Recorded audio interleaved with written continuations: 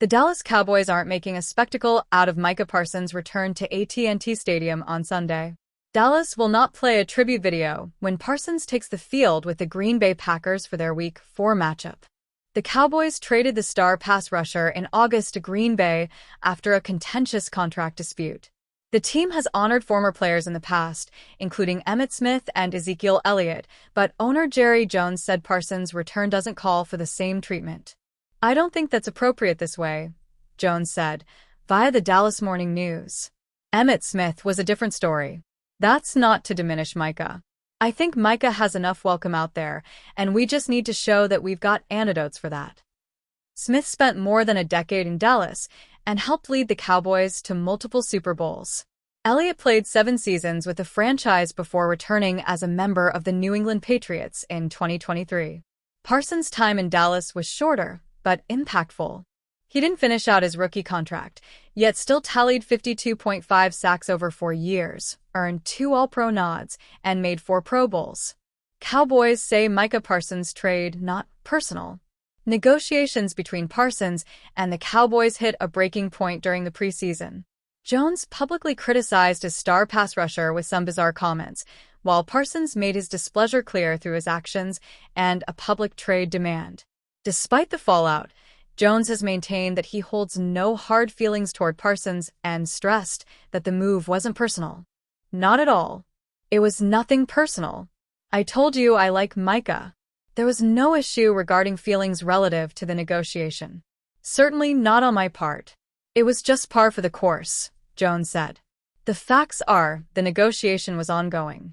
People made a lot of that we weren't talking. I had on the table the best deal I could do, period. I wanted to see, by chumming it up out there on the trade market, what Micah might be worth in trade value. That was the plan all the way through the negotiation."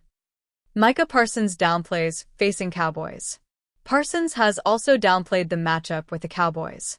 His focus is on doing his best for the Packers, who are looking to rebound from a stunning Week 3 loss to the Cleveland Browns. "I accepted my fate weeks ago when the trade happened," Parsons said. "So, for me, it's just all about playing another game and just doing what I do best, and that's just be a disruptive football player. I think the media and the fans are trying to blow it up to be such a big thing. But I just look at it as just another game at AT&T.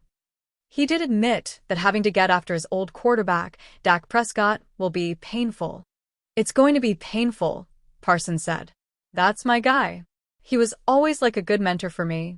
But you know how it is. He always told me if I ever faced him that it'll be a great matchup, so I'm excited to see what Sunday brings itself." Dallas Cowboys defensive tackle Kenny Clark sounds eager to square off against quarterback Jordan Love and his other former Green Bay Packers teammates when the two teams clash this weekend for Sunday Night Football in Week 4. Clark unexpectedly went from the Packers to the Cowboys roughly 1 week before the start of the 2025 regular season. The Packers had packaged the 3-time Pro Bowler with 2 first-round picks and traded him to Dallas in exchange for All-Pro pass rusher Micah Parsons, bidding farewell to their defensive centerpiece of the past 9 years. "That's probably the most shocked I've ever been in my life," Clark said about the trade on Wednesday when speaking with Cowboys reporters. "Of course, I heard the rumors that the Packers were going to trade for Micah and all that stuff, but I never thought it was going to be me that was going to be traded. It is what it is." But while Clark insists there is nothing personal about taking on his former team, he did admit that he is excited about the prospect of getting to run down Love, who has only ever worn a red, do-not-hit jersey against Clark in their practices over the years. "Yeah, you get to hit now," Clark said with a smile. "I'm excited, bro. I'm excited. It's been a long time coming, and it's definitely something I've been thinking about since I got traded here. You know what I'm saying? I'm excited to go." Kenny Clark will be handful for Packers offense. The Packers know what to expect from Clark when he lines up against them for the first time in his decade-long NFL career. Unfortunately, the familiarity might not offer them much of an advantage, given how highly regarded Clark still is inside their building. "He looks really good," LaFleur said Wednesday about Clark's start to the 2025 season. "Like I would expect, like he did when he was here. He's going to be a handful." Clark, a 2016 first-round pick, dominated in his first 9 seasons with the Packers, racking up 427 total tackles, 52 tackles for loss, and 36 sacks over his 143 career games. He showed a particular strength against the run throughout most of his career, though he had plenty of tiers on which he efficiently pressured opposing quarterbacks. While Clark seemed to decline somewhat in 2024, he has played solidly thus far for the Cowboys, recording 10 tackles, 1 sack, and 9 pressures in his first 3 games. Packers could face Cowboys without 2 OL starters. The Packers are also game planning for Clark with a thought that they might not have 2 of their starting offensive linemen available against the Cowboys in Week 4's game. Neither left guard Aaron Banks nor Zach Tom practiced for a second straight day, with the Packers ahead of their road matchup with the Cowboys. Tom has been nursing an oblique injury that held him out in Week 2 and forced him to exit after playing just 1 snap in Week 3's loss. Banks also left early from last week's game with a groin injury. The Packers also held out second-round rookie Anthony Belton, their presumptive replacement for Tom at right tackle, from Thursday's second practice because of an ankle injury after he practiced in a limited capacity to start the week on Wednesday.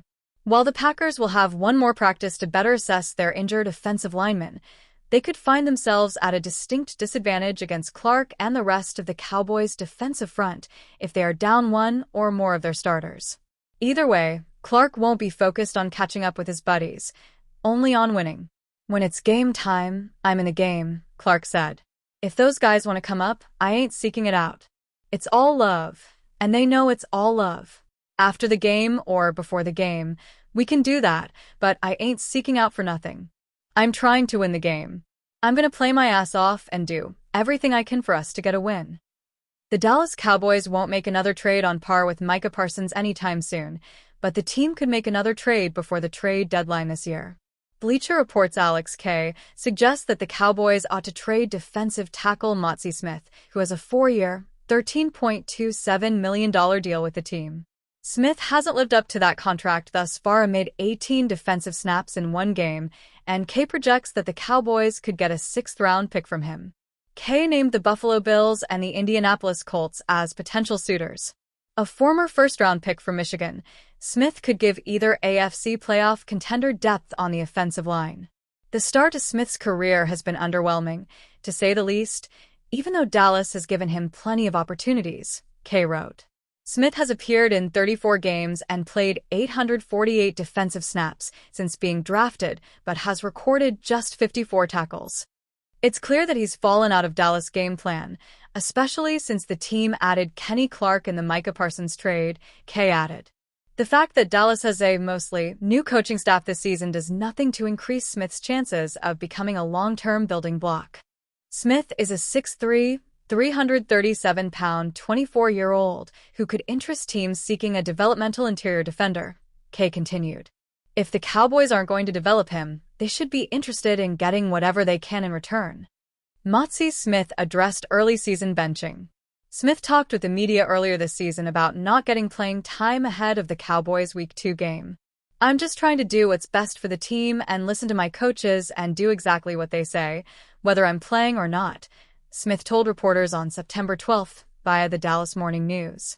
Smith also addressed what first-year head coach Brian Schottenheimer told him regarding the matter. The former Wolverine star said he is taking Schottenheimer's call for consistency seriously. "Yeah, it was something I needed to hear from him." Smith acknowledged. "I do, but you can definitely have a real conversation with him and what's going on. He told me he believes in me, and he knows what type of player I can be," Smith added.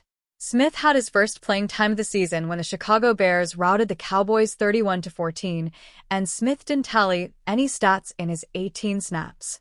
Overall, he has 2 sacks and 31 tackles through 35 career games. Mazi Smith ignoring social media. Before the season, Smith wanted to make strides in year 3 with the Cowboys. Part of that involved ignoring the chatter about his play on social media, often a burden for professional athletes. "The only people that should be expecting anything out of me is our fair base and the people in this building, you know?"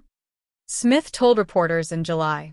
"If you ain't that, I ain't trying to hear it.